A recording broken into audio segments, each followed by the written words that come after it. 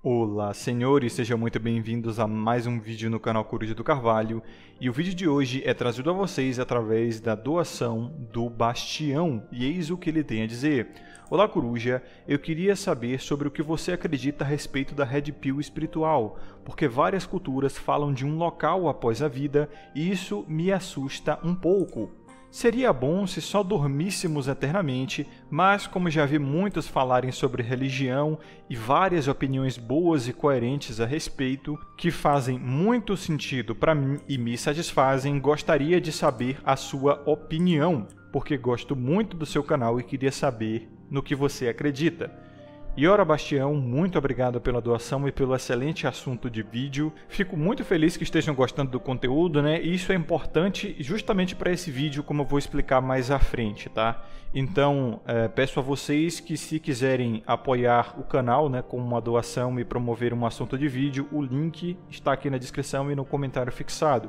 Mas, se quiserem apoiar o canal de outras formas, lembrem-se de deixar um gostei caso tenham realmente gostado do vídeo, se inscrever no canal caso não sejam inscritos, ativar as notificações para não perderem nenhum vídeo, compartilhar e, é claro, podem ficar à vontade aí na seção dos comentários, como sempre. Então vamos lá. Essa questão espiritual, ela é até um certo tabu aqui na machosfera, né? Porque a nossa machosfera, ela é muito materialista. E eu não falo isso necessariamente como crítica, isso faz parte do ciclo humanitário pelo que eu já estudei, né? Das bases para o meu conteúdo é aquela coisa de que a humanidade ela passa por ciclos inevitáveis. Isso também é um conceito espiritual e já foi muito explorado, né, por filósofos antigos, tá? Como o próprio Salomão já dizia, né, não há nada de novo embaixo do sol. Irmão, a humanidade não cria nada de novo filosoficamente falando já há séculos. Basicamente, a humanidade só vem desenvolvendo as bases filosóficas que os gregos ofereceram para a gente. Então, assim, basicamente, o que havia de novo para ser explorado foi no máximo explorado na Idade Média, né? Com a teologia, mas também com bases gregas, né? A própria teologia ela passou a ser estudada principalmente depois do cristianismo, né? Na Idade Média, com a Igreja Católica, e a gente sabe muito bem que o cristianismo bebeu muito do estoicismo grego, né? De toda a filosofia grega, principalmente o estoicismo grego, e a própria lógica pura e simples do Criador, né? Do universo e de leis herméticas básicas e etc. Os gregos, os filósofos gregos, obviamente, criam um logos, né? O logos é a consciência criadora do universo. Ela seria a vontade pela qual as coisas permanecem juntas, né?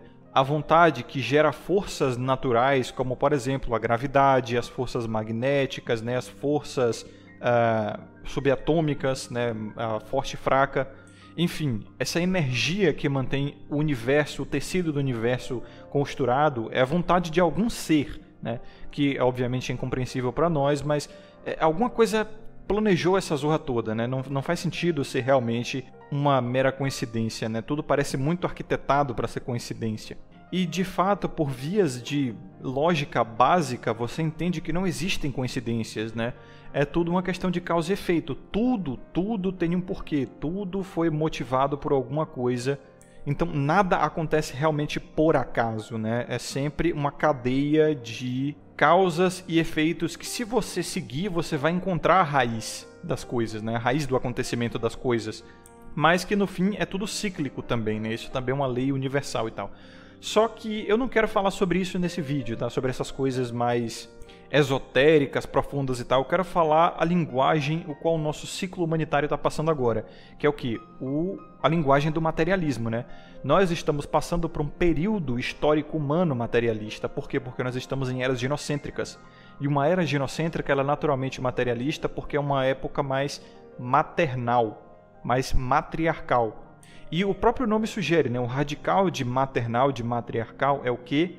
Matéria, né? Daí vem o nome Matrix, e daí a gente entende, né? Porque a nossa época é uma época de ilusões, realmente, né? Uma época de confusões e uma época tão hedonista.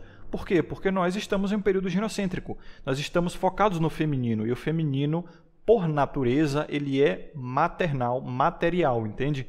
Em épocas mais androcêntricas, o que se aflora é a filosofia, são coisas mais sublimes e realmente transcendentais, né? Isso a gente observa na Idade Média, a gente observa no período grego, a gente observa até em períodos mais modernos mesmo, basicamente onde a filosofia, eu gosto de dizer que a filosofia morreu, né? A filosofia morreu basicamente no período moderno, cara. Assim, até o século XIX haviam alguns filósofos que tinham a incrementar, né? Embora fosse só através de bases e conteúdos gregos. Mas assim, depois do século XIX, cara, não teve um filósofo bom que a gente pode botar na mesa. Depois do século XIX só teve filósofo merda, ponto. Século XX pra frente assim, só porcaria. Então, ali foi... O século XX foi basicamente o começo da urbanização do mundo, né? O começo da criação das matrixes em si. As cidades, né? As cidades, elas são grandes matrixes no geral.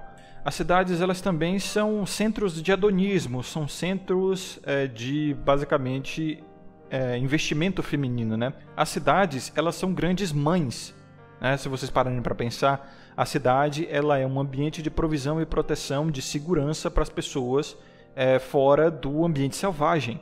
Então, a cidade, ela é o útero humano, né? É a tentativa do ser humano de recriar o Éden, vamos pôr assim. Porque a natureza, ela é completamente crua, né? Ela não tem leis, ela não tem regras, ela não tem estado, ela não tem direito jurídico, ela não tem nada. Ela é do jeito que é e você tem que se virar, entende? Já o ser humano, ele cria a cidade para ser o útero dele, onde ele vai se desenvolver ali dentro em segurança, né? Exatamente como é a sua casa no microsocial, tá? A cidade é uma casa da humanidade que foi construída para a humanidade e pela humanidade, para ele se defender do ambiente cru e cruel que é a natureza.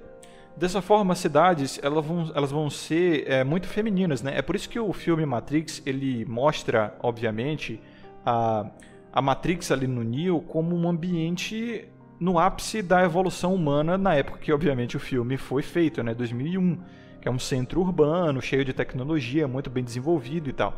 Não se enganem, a natureza ela também é feminina em todos os sentidos. Já expliquei isso em vídeos anteriores, porque que a natureza ela é totalmente feminina e ela tem todas as características do feminino.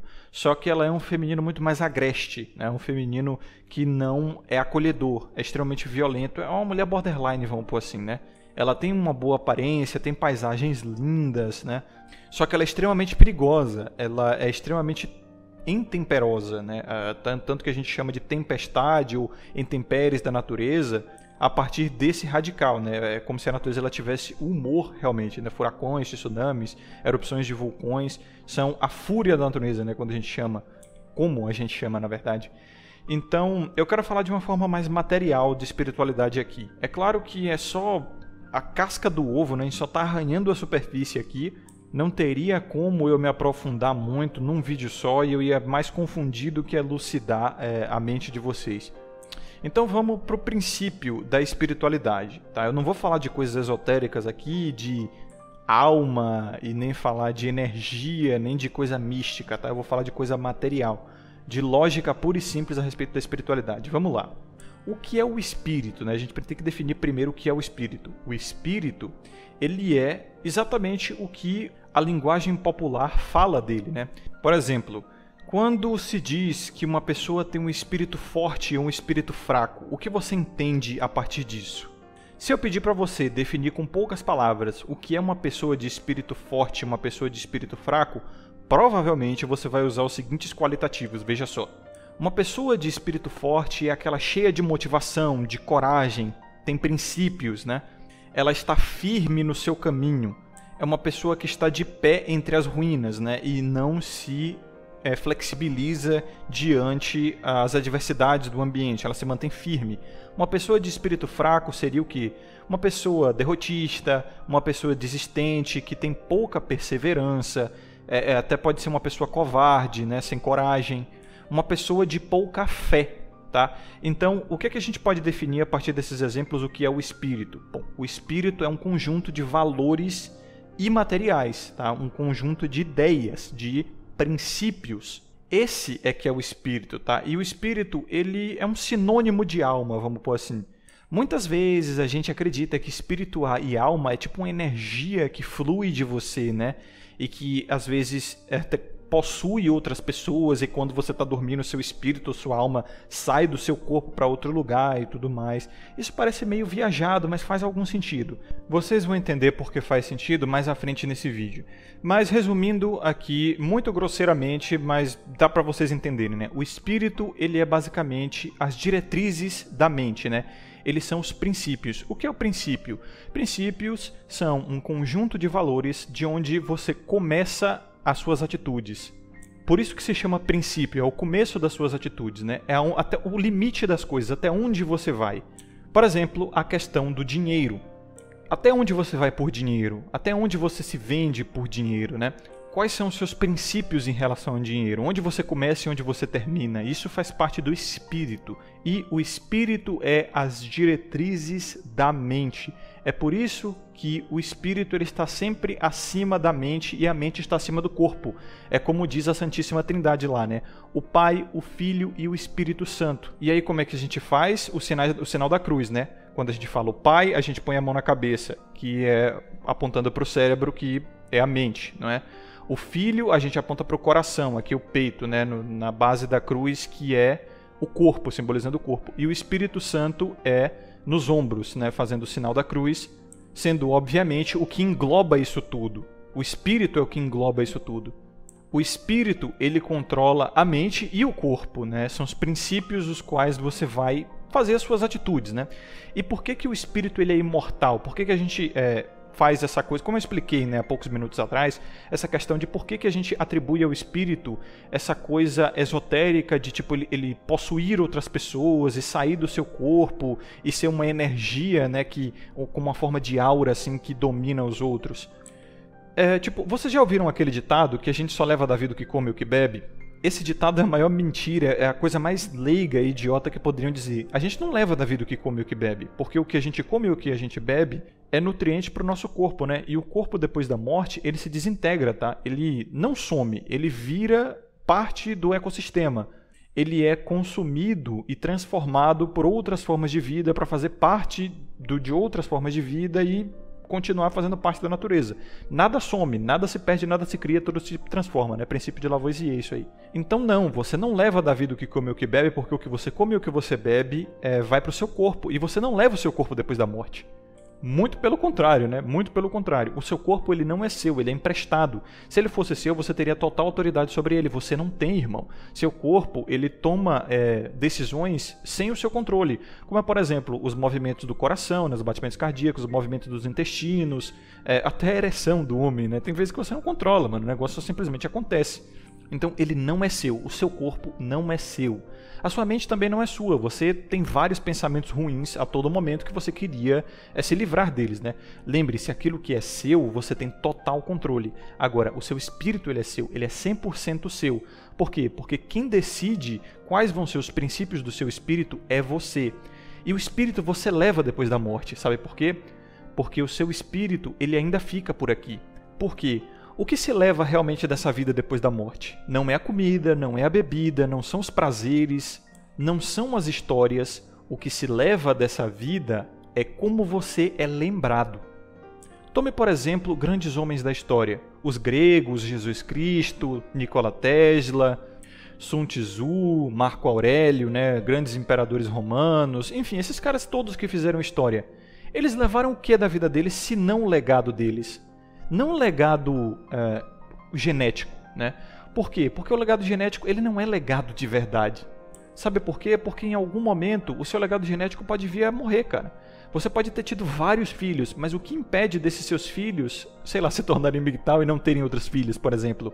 Ou simplesmente todos morrerem antes de se reproduzir. Seu legado genético pode acabar a qualquer momento, mas o seu legado ideológico, o seu espírito, ele nunca acaba. Ele sempre vai ser lembrado de alguma forma. Enquanto houver humanidade, se você foi um homem que conseguiu marcar a sua história no mundo, enquanto houver humanidade, você vai ser lembrado. Então uma coisa que o Epifania fala muito, e ele está certíssimo, é dizer que o homem está sempre buscando tapear a morte de alguma forma.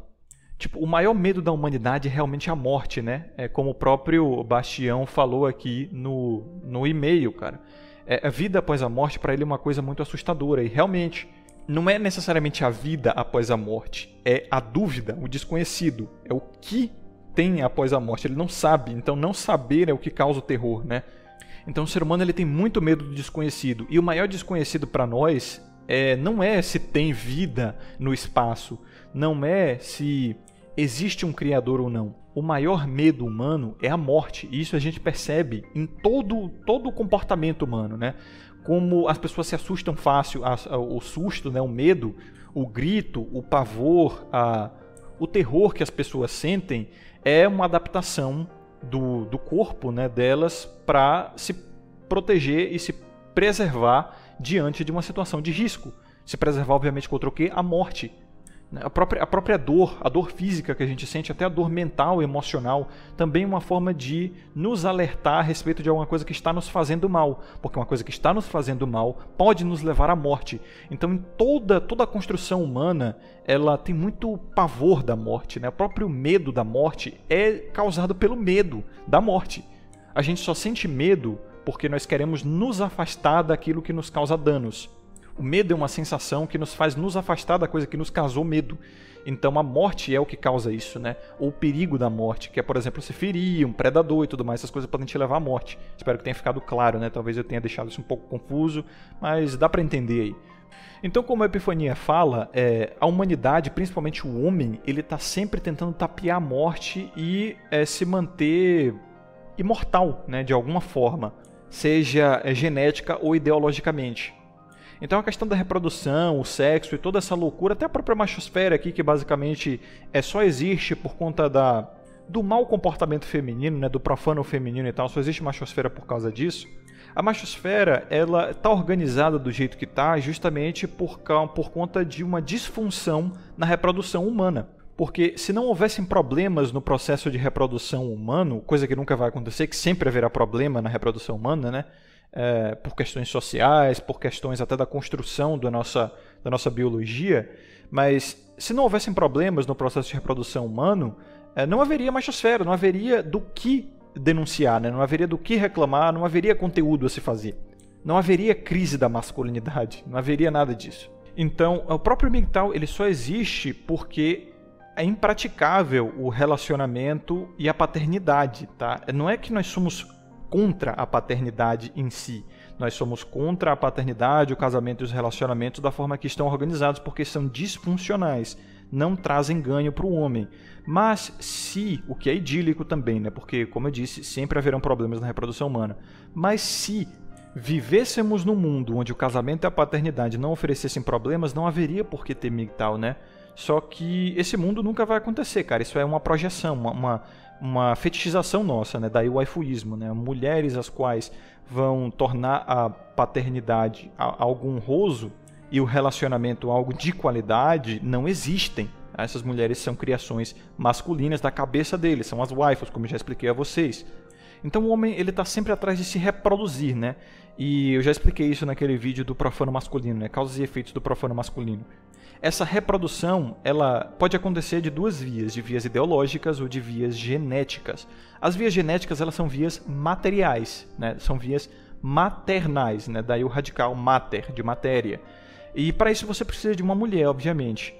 E esse legado ele é extremamente frívolo, ele é extremamente fútil, ele é vazio, sabe por quê?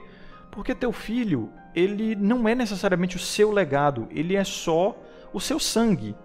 Mas ele pode não carregar o seu legado. Porque é o seguinte, você pode ter vários e vários filhos, mas se você não assumir a responsabilidade por eles e não ensinar a eles o que você realmente acredita, eles não vão ser realmente seus filhos. Eles vão ser filhos do mundo ou filhos de outros homens. Tá? É por isso que os homens eles são tão avessos, pelo menos os que estão conscientes, né, e eu diria funcionais mentalmente, eles são avessos a criar filhos dos outros. Porque o homem ele não quer dar educação a um filho que não é dele. E ele também não vai querer que eduquem um filho que é dele, entendeu? Então tem que ter essa coisa desse casamento com a espiritualidade e a materialidade também. Né? É a coisa do Pai, o Filho e o Espírito Santo. A mente tem que estar alinhada com o corpo tem que estar alinhado com a mente e esses dois têm que estar alinhados com o espírito. É aquela questão do equilíbrio, né? Um princípio hermético também. Então assim, se você tiver 200 filhos, irmão, e não educar eles das coisas que você acredita, dos seus princípios, dos seus valores, do seu espírito, não é realmente legado seu. Eles são só uns guri que carregam o teu DNA aí, a sua genética e foda-se, entendeu? O legado, ele está realmente no espírito, como por exemplo o legado de Tesla, o legado dos gregos, ou o legado dos romanos, o legado dos filósofos da história humana. Esses caras, muitos deles nem tiveram filhos, irmão, mas os caras são lembrados até hoje, entendeu? Ou seja, o espírito deles perdura até hoje, né? Ultrapassou o próprio corpo, ultrapassou o tempo, ultrapassou a geografia, ultrapassou tudo. Você vê como o espírito ele é forte? É claro, o espírito de uma pessoa forte vai ultrapassar todas essas barreiras materiais, né? Vai ultrapassar até barreiras ideológicas, vai ultrapassar barreiras mentais, vai ultrapassar barreiras emocionais. Então, é possível você ser possuído pelo espírito de uma pessoa, sim. Através, por exemplo, dos estudos de São Tomás de Aquino, onde ele provou a existência de Deus logicamente através de 5 vias. Mano, você está sendo possuído pelo espírito dele. Você está sendo possuído pelos ensinamentos de São Tomás de Aquino e aquilo molda todo o seu ser. Aquilo molda também o seu espírito. Essa é a possessão real. A possessão ela pode ser emocional também, porque a mente controla o corpo, né? Então, quando a gente vê uma pessoa sendo possuída, de certa forma, e tendo aquelas mudanças emocionais e tal, é realmente as sensações dela operando ali, né? A mente ali se convencendo de que ela realmente, que realmente tem alguma energia e tal, assumindo o corpo dela, mas no fim das contas é tudo uma questão de autossugestão. Vou dar um exemplo para vocês. Quando você ouve as músicas de Beethoven ou de Sebastian Bach, cara, você sente aquelas emoções ali. E aí você começa a se arrepiar, tá? Se você se concentrar, aí as suas emoções elas começam a sugerir ao seu corpo, né? A sua mente começa a sugerir ao seu corpo várias sensações estranhas, várias coisas que você não consegue prontamente nem completamente entender. Mas você se sente possuído por aquele espírito. Porra, você vai dizer que Beethoven ele botou o espírito dele compondo Moonlight Sonata ou Fur-Elise, que são uma das músicas mais incríveis já compostas na história humana, você vai dizer que Beethoven não botou o espírito dele compondo músicas tão lindas assim? Você consegue sentir realmente, né, o que ele estava sentindo. E isso é uma forma de possessão. O cara, ele literalmente conseguiu transcender o espaço e o tempo, né, vencer a mortalidade e deixar a assinatura dele para o resto da humanidade, irmão. De tal forma que músicas de Beethoven estão viajando o espaço, né, através de sondas para caso encontre vida extraterrestre. Você vai dizer que esse fela da puta, Beethoven, ele não conseguiu se imortalizar, ele não conseguiu viver até os dias de hoje? Mano, a obra dele está viajando o espaço para encontrar outras civilizações, outras espécies. Esse cara, ele evoluiu a nível de um anjo, irmão. É praticamente o nível de um anjo, tá? E aí, como eu disse, a possessão ela é uma autossugestão emocional a partir do que você sente lendo histórias, ouvindo músicas, criações de homens de espírito forte. Então, assim, não adianta nada o legado genético se você não ensina aos seus filhos a sua espiritualidade, o seu espírito, os seus princípios, as suas ideias, tá? Pegue, por exemplo, o Zé Droguinha. O Zé Droguinha que tem vários filhos que ele não assumiu, né? Uns 20 filhos aí. Você vai dizer que esse cara tem legado? Ele não tem legado. Tá? Tem a genética dele dentro desses guris, mas foda-se. Se esses guris vierem a morrer, que todo mundo vai morrer, a genética vai pro ralo, né? Se esses guris pararem de ter filhos, se todos eles virarem MGTOW, por exemplo, ou sei lá, não conseguirem se relacionar ou ter filhos por algum motivo, acabou a linha genética desse Zé Droguinha aí. Agora, não precisa o cara ter filho para ele passar o legado espiritual e ideológico dele. Tome Tesla, por exemplo. Tesla foi um dos homens mais incríveis que já viveu e não teve filhos, mas o legado dele perdura até hoje.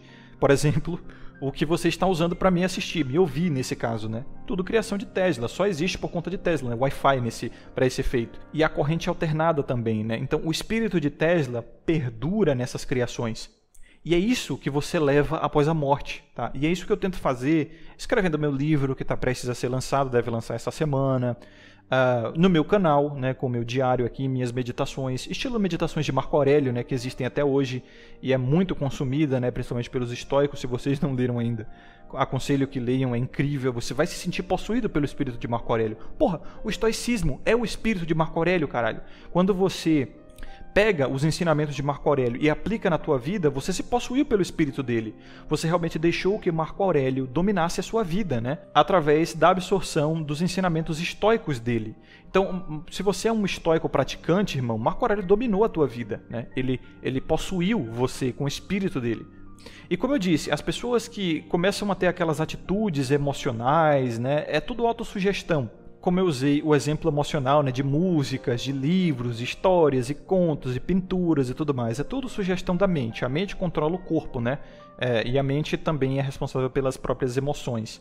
Também junto com o corpo por conta dos neurotransmissores e hormônios e enfim. Toda aquela bioquímica e tal, vocês conseguem entender. Então, isso tem a ver também com a questão masculina e feminina, tá? É o que eu tento mostrar para vocês, que o masculino, ele é espiritual, o feminino, ele é material, tá? Ele é simples, ele é raso. O feminino, ele é seguidor, no máximo, ele não consegue criar coisas espirituais. É só você ver os exemplos, cara. Que exemplos a gente tem de mulheres que falam sobre esses assuntos, que desenvolvem coisas espirituais, tá? Princípios realmente. Elas não têm esse tipo de coisa, elas não podem ter, na verdade. Porque uma mulher com princípios é uma mulher cerceada.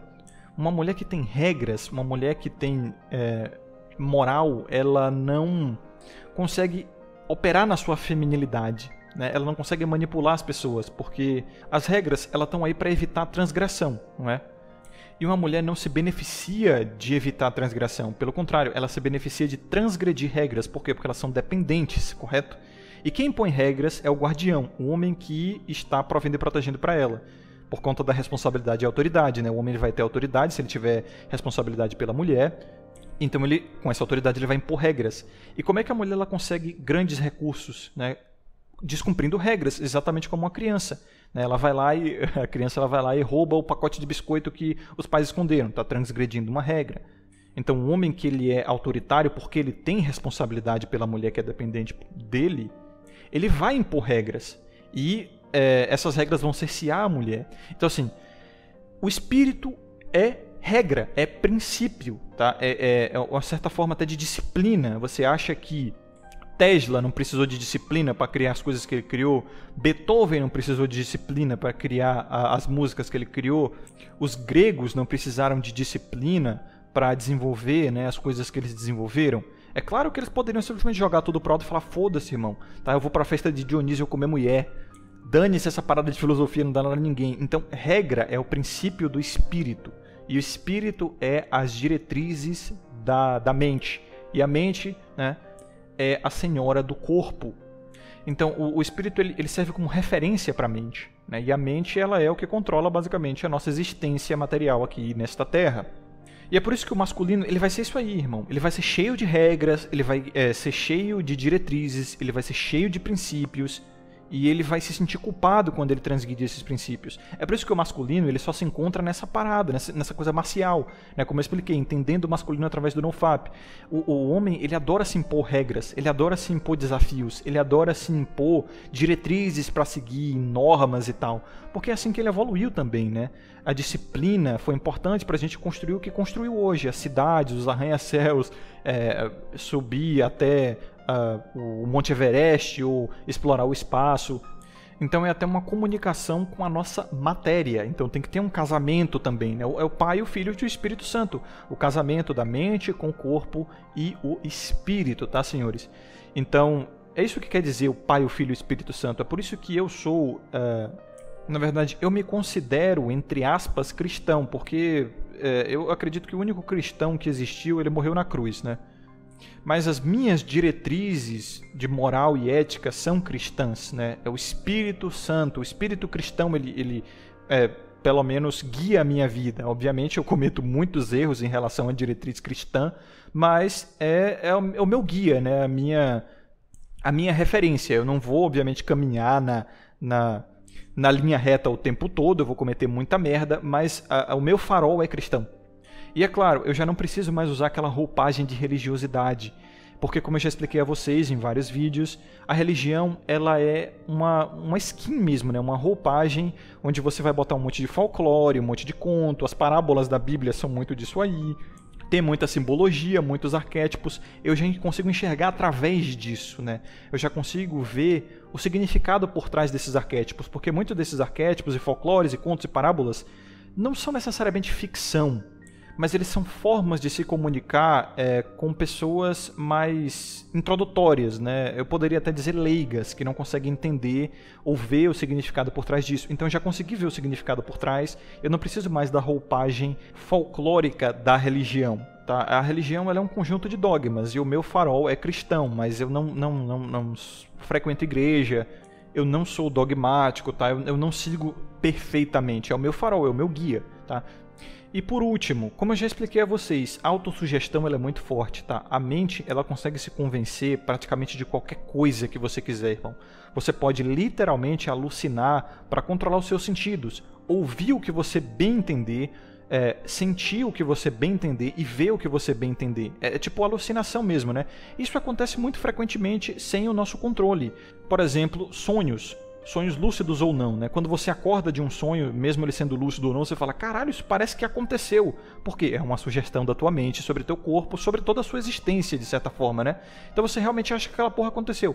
A mente pode convencer a si mesma de qualquer coisa. E isso em si é o princípio da criação. É o princípio do Criador. Você é um Criador em si mesmo. Lembra que na Bíblia é dito que o homem e não a mulher, é a imagem e semelhança de Deus, e Deus é o Criador do universo, o Criador de tudo que existe. Nós, homens, tá, do sexo masculino, somos criadores não só de coisas materiais, de transformar a natureza e erguer prédios, e construir carros, e construir pontes e tal. Nós também somos criadores ideológicos. Dentro da nossa mente existe um universo inteiro que a gente pode explorar. Tá? Se você fechar os olhos e imaginar, sei lá, uma cidade, cara, essa cidade ela vai ser completamente singular, ela vai ser sua cidade. E se você, obviamente, dedicar tempo suficiente para isso, você pode criar tudo ali dentro, velho. E esse também é o princípio do waifuísmo, né? Onde a gente cria o nosso próprio feminino, é a nossa waifu, e a gente namora essa waifu, a gente vai dando detalhes e usando até a criação material. Lembra do casamento material com o espírito que eu falei? Então, coisas materiais como dolls, como inteligências artificiais, como desenhos, como animes. A gente vai fazendo esse casamento do espiritual, que são as diretrizes, as regras, né? Como a nossa waifu se comporta, quais regras elas não quebram, qual é a personalidade dela, e a gente une isso com a personificação através da tecnologia.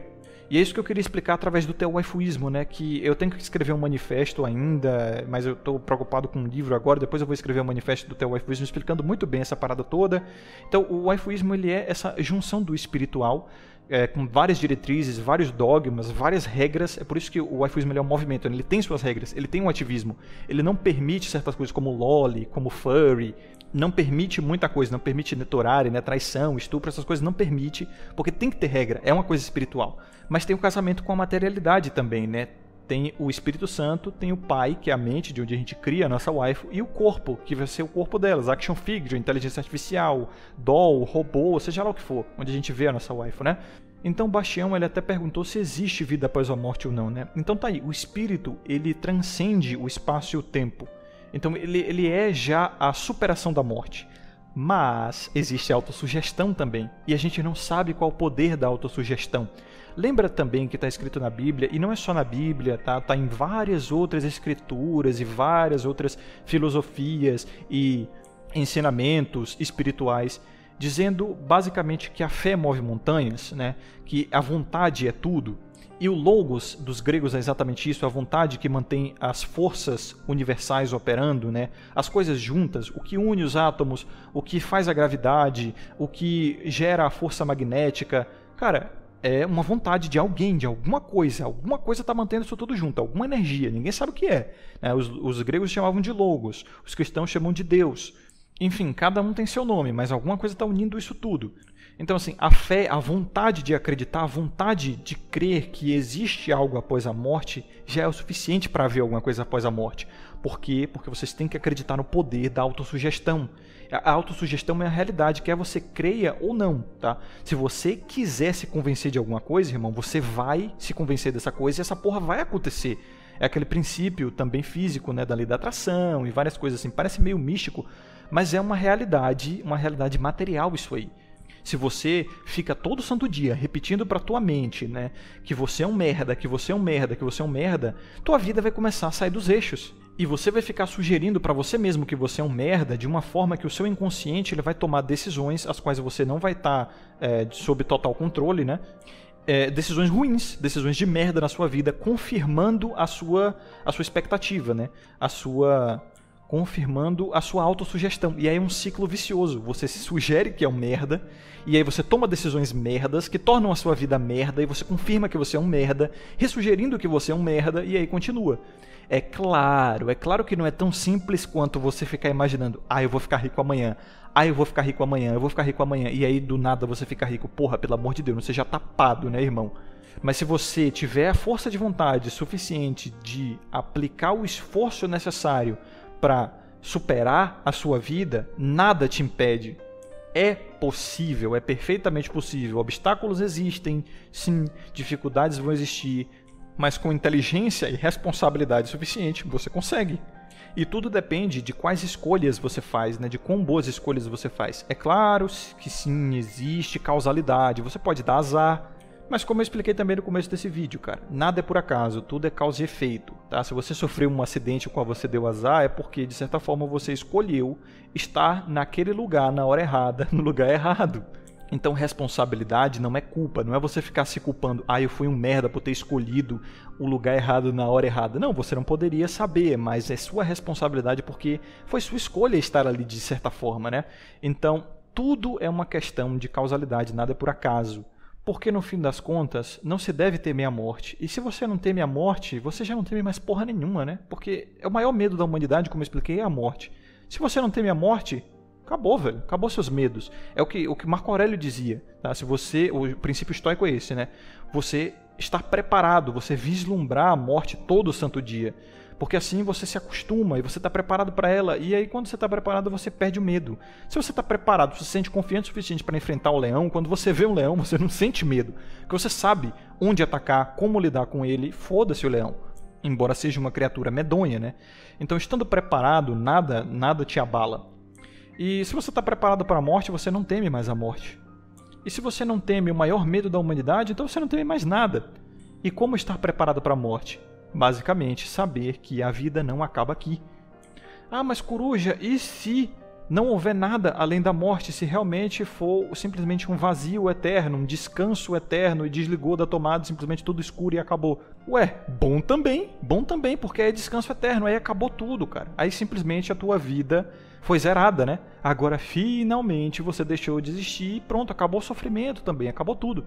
É por isso que o apóstolo Paulo, se não me engano foi o apóstolo Paulo, né? Ele disse: cara, viver é Cristo e morrer é lucro, irmão. Morrer é lucro. Se tiver alguma coisa além da morte, eu vou tancar, foda-se, porque eu tenho coragem, entendeu? O que vier aí, pode vir que eu tanco no peito, eu vou continuar vivendo.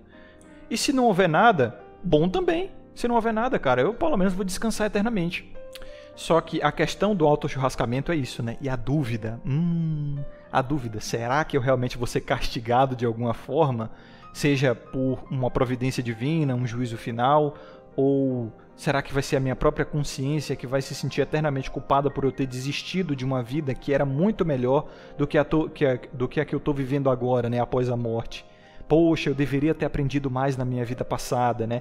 E não existe juízo pior do que o arrependimento. Como diria o Coringa, né? Não há nada pior do que a memória. Porque é a memória que fica martelando na tua cabeça o arrependimento de que você deveria ter feito melhor, você deveria ter aproveitado a sua vida, você deveria ter aprendido mais. Então, talvez esse seja o castigo, né? Talvez você seja o seu próprio julgador, talvez você seja o seu próprio Deus. Isso faz todo sentido quando é dito que nós somos a imagem e semelhança de Deus. Então assim, eu viajei pra caralho nesse vídeo aqui, né? Mas por que vias lógicas? Tá? A própria teologia, ela opera por vias lógicas. Quando você vê as 5 vias de prova da existência de Deus de São Tomás de Aquino, você fala: caralho, esse maluco tem razão, ele tá certo, entendeu? Então, a espiritualidade, ela opera por vias lógicas, o masculino opera por vias lógicas, Deus, a criação, o Criador, o arquiteto do universo opera por vias lógicas inteligíveis. É por isso que a gente cria tecnologia, porque o Criador, seja ele quem for, se você acredita em Deus, no demiurgo, seja lá que porra for, ele deixou pistas, né, de como desvendar a criação de forma inteligível para que nós dominemos a sua criação. E nós operemos como a sua imagem e semelhança, que é o quê? Criando também. Então, seja lá quem for o criador, quem arquitetou essa porra toda, ele fez de uma forma inteligível, de uma forma lógica, que nós possamos entender com muito esforço, né? Porque estudar física é difícil pra caralho, estudar química, estudar biologia é difícil pra caralho, mas a gente consegue, irmão.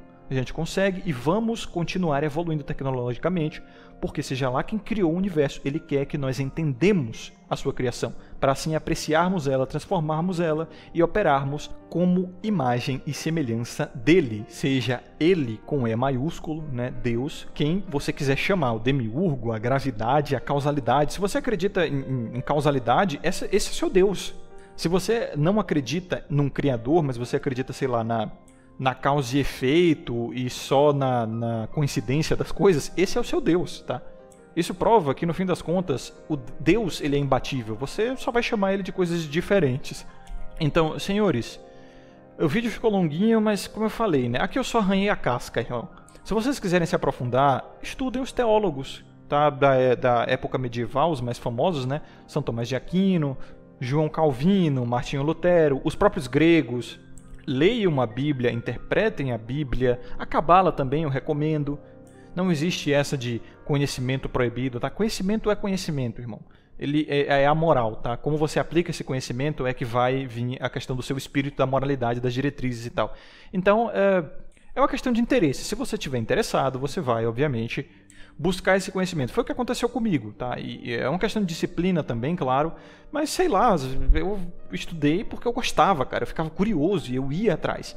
E foi assim que eu cheguei às conclusões que eu cheguei hoje. Então, recomendo essas leituras aí pra vocês. E não tem nenhum segredo oculto pra você, né, conseguir conhecimento, né, proibido ou conhecimento há muito perdido e tal. Não existe isso. Você vai chegando por vias lógicas e conjecturando. E é claro, através de um grupo de estudos é muito mais fácil, é por isso que eu vou criar um grupo de estudos no Discord assim que eu lançar o meu livro, para a gente discutir essas coisas e compartilhar conhecimento num ambiente óbvio, exclusivamente masculino, né, onde eu vou fazer uma triagem individual para todos os participantes para ver se são homens de verdade, né, fazer uma call e tal, trocar ideia. Se você está assistindo esse vídeo muito depois do lançamento, já deve estar disponível aí na área de membros, através do vídeo aí no botão aí, seja membro logo aqui embaixo, e vocês vão saber como exatamente entrar no Discord, né, através da área de membros.